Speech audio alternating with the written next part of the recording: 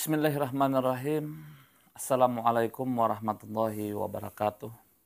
Alhamdulillahirabbil alamin.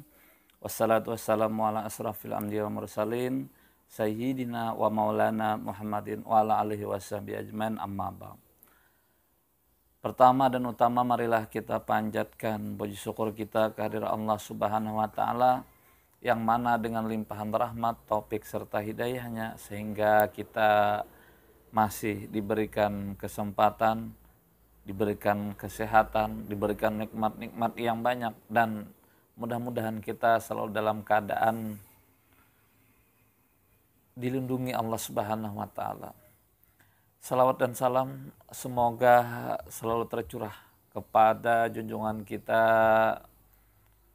Rasulullah SAW. Saudaraku yang dirahmati Allah, di sini insya Allah saya akan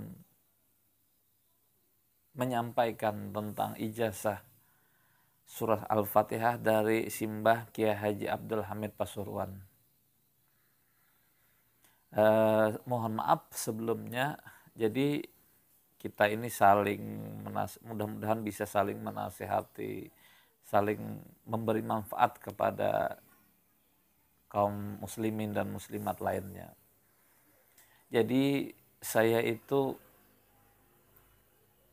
terkadang kalau dikasih orang tahu, kalau dikasih informasi, oh ini amalan dari kiai siapa, jadi biasanya saya catat di buku harian. Kalau seandainya kita tidak bisa mengamalkan saat ini, ya nanti insya Allah ada masa-masanya yang sesuai dengan itu. Dan kalau seandainya ada teman, ada saudara dan lain sebagainya yang memerlukan amalan yang serupa, nanti saya sampaikan seperti itu. Nah, jadi dari guru-guru saya dulu tentang, mohon maaf sekali, ada yang berkaitan tentang mahabbah waktu dulu, jadi kan saya simpan. Jadi termasuk di dalamnya tentang rahasia dari ayat-ayat Al-Quran. Nah, adapun pada hari ini insya Allah saya akan menyampaikan yang pernah saya simpan ini, mudah-mudahan nantinya bermanfaat. Nah, jadi beliau ini Kiai Haji Abdul Hamid Pasuruan ini artinya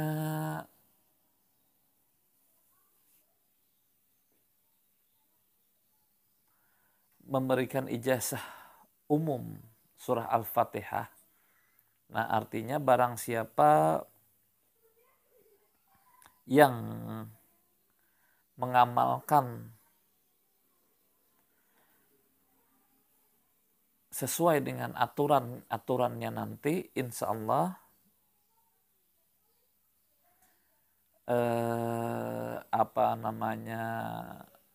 menurut beliau ia akan mendapat keajaiban-keajaiban yang belum pernah terlihat atau tersembunyi.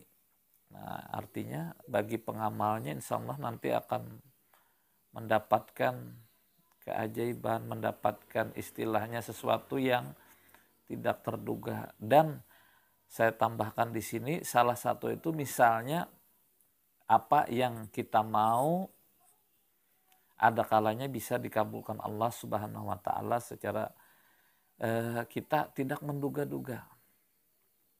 Nah, semisal seperti yang guru saya yang satunya tentang bagaimana menghidupkan surah Al-Fatihah, itu kita membaca surah Al-Fatihah sedangkan di situ ada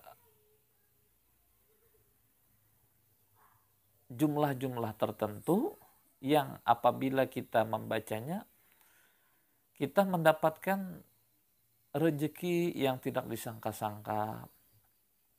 Mohon maaf, saya lebih banyak di rumah daripada bekerja. Akan tetapi bukan menyombongkan diri, bukan maksud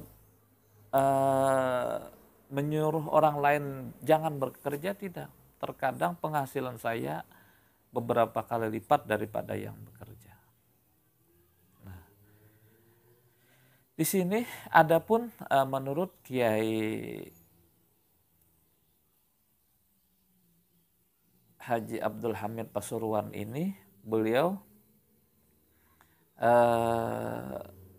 mengijazahkan Al-Fatihah ini dengan catatan kita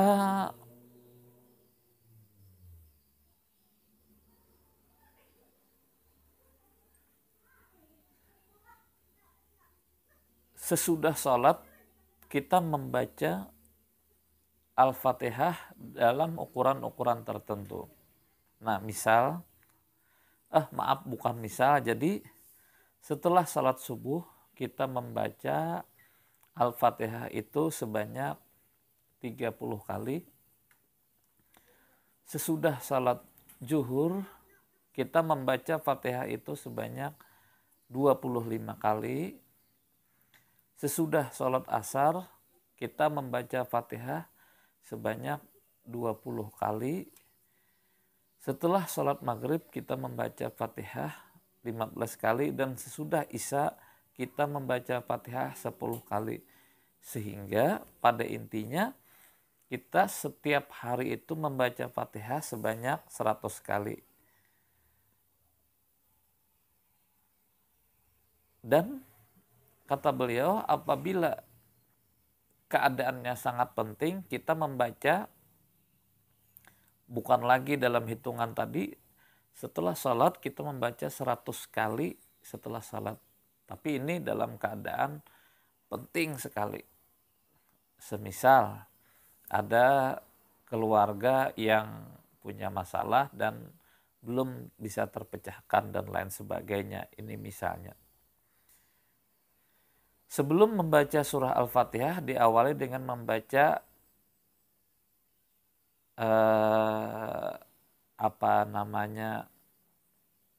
kata beliau ini ala niyatis Syekh Abdul Qadir Al-Jailani radhiyallahu anhu, lalu membaca Al-Fatihah sesuai hitungan.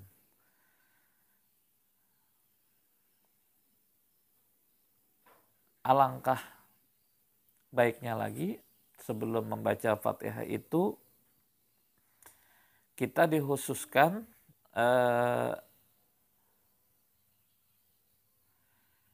kita baca Fatihah dulu yang pertama kepada Nabi Muhammad SAW, yang kedua kepada Syekh Abdul Qadir Al-Jailani, yang ketiga kepada Kiai Haji Abdul Hamid Pasuruan, yang keempat kepada Kiai Haji Mudzaffar Fathur Rahman. Nah, artinya insya Allah apabila kita mempunyai masalah dan masalah itu akan terpecahkan dengan sendirinya. Dan apabila kita menambah lagi setiap selesai salat 100 kali, insya Allah semakin cepat lagi masalah-masalah akan teratasi, dan mudah-mudahan kita semua bisa istiqamah mengamalkannya. Ini sedikit saya ungkit. Terkadang di setiap amalan itu kuncinya istiqamah. Banyak orang yang beramalan istiqamah. Tapi yang terpenting setelah kita mengetahui ini ada amalan ini, kalau seandainya kita belum bisa mengamalkan, kita simpan dulu, dimasukkan ke dalam buku catatan harian, nanti insya Allah ada waktunya terpakai. Tapi jangan lupa, ingat 3 hal yang selalu saya ingatkan: salawat, istighfar, basmalah. Insya Allah kita tidak akan dirundung kesedihan yang luar biasa. Mudah-mudahan video ini ada manfaatnya. Salah hilaf mohon maaf. Wabillahi taufiq wal hidayah.